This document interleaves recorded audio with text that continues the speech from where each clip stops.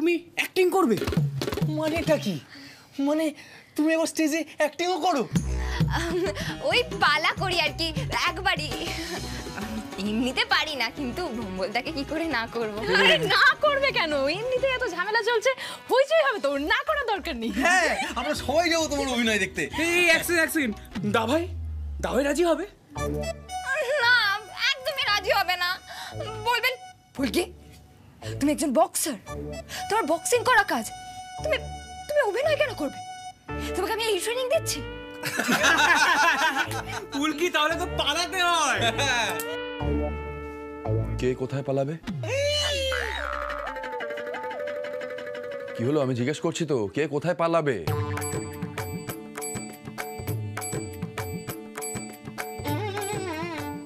ফুলকি,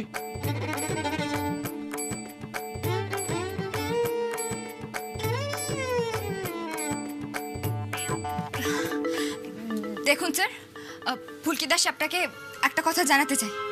কি কথা?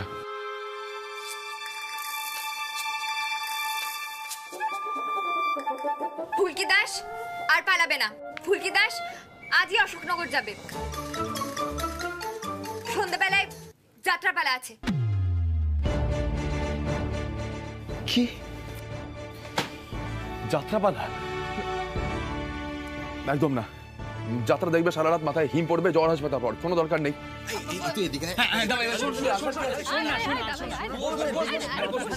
আরে পুরো কথাটা তো শোন।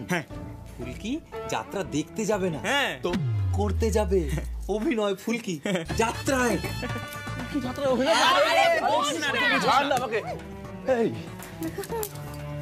তুমি একজন বক্সার ফুলকি, তোমার কাজ হলো বক্সিং করা, ঠিক আছে? তুমি এখন অভিনয় করবে যাত্রায়, এই জন্য তোমাকে ট্রেনিং দিচ্ছি আমি।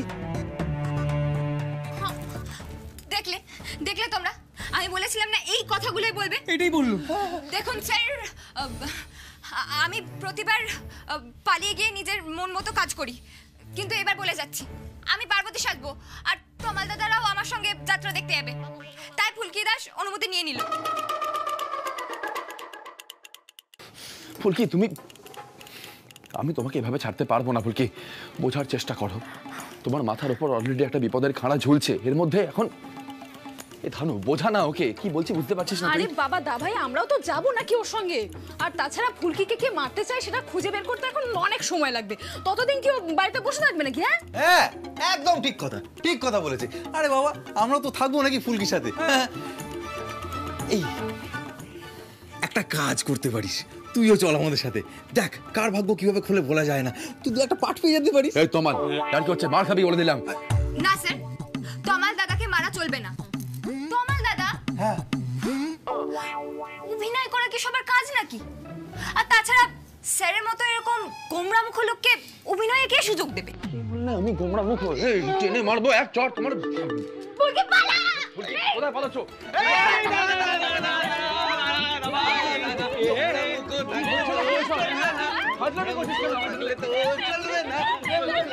যা খুশি কর তোরা। প্রভু দেখুন, মাতা কি কঠোর তপস্যা করছে। এই শিব নেই এখানে, যা বলার একে অপরকে বল, একে অপরকে বল।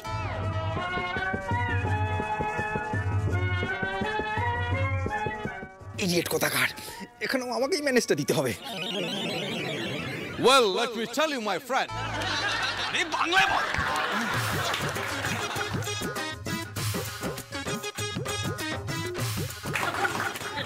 ভৃঙ্গিদেব, মা যদি এই কঠোর তপস্যা নাই করে তাহলে মহাদেবকে পাবেন কি করে? ঠিক ঠিক ঠিক ঠিক ঠিক, এই যে সব হচ্ছে।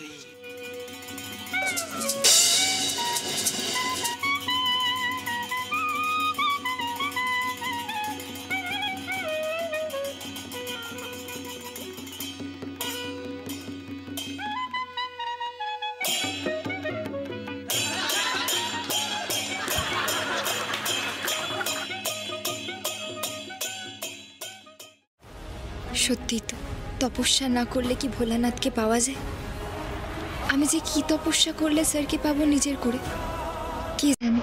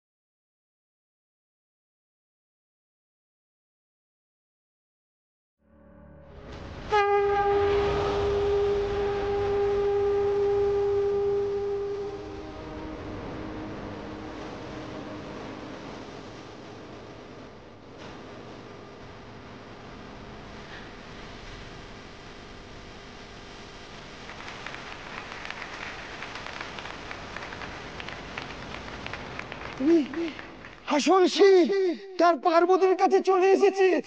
এই বছর আমাদের যাত্রাপালা সবচাইতে সফল হয়েছে।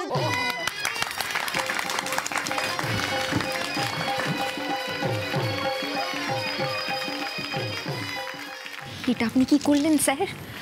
যাত্রাপালা চলাকালীন আপনি স্টেজের ওপর উঠে এলেন? পড়ে গেলে তো তোমার পাটা ভাঙতো, তারপর ম্যাচে কি করতে তুমি? রোহিত, এখানে ঝগড়া ঝামেলা করিস না। অনেক ভালো ভালো বেঁচে গেছি আমরা। আর একটু হলে পচা ডিম আর পচা টমেটো ছুঁড়ে মারবে, তার চেয়ে ভালো ভালো কেটে পড় রোহিত, কেটে পড়। দাভাই ভূমদা খুব ভালো ম্যানেজ দিয়েছি, করিস না। আপনাদের সবার আমাদের যাত্রাপালা ভালো লেগেছে তো? তাহলে পরের বার স্যারও আমাদের সঙ্গে যাত্রাপালা করবেন।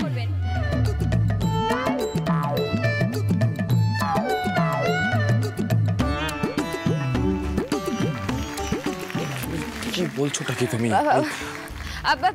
তাহলে পরের বার দেখা হচ্ছে।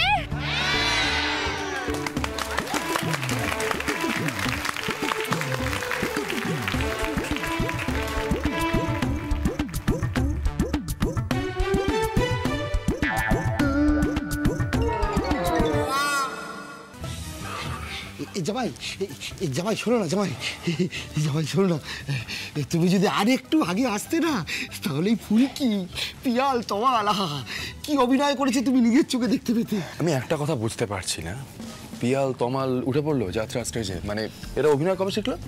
আরে বাবা, তমালদারেরা তো ভয় পাচ্ছিল, আমি বকা দিয়ে অভিনয় করিয়েছি। কি ভালো অভিনয়টা করেছে ওরা। আর পাশ থেকে ধানু দিদি ওদেরকে ধরিয়ে ধরিয়ে দিচ্ছিল।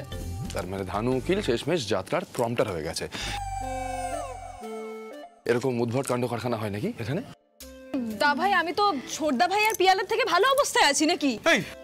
ওরা রক্ষাকর্তা জামাই, ওরা রক্ষাকর্তা। আর এখানে কিন্তু সবাই বলছিল এত সুন্দর নন্দী ভৃঙ্গি কেউ কখনো দেখেনি।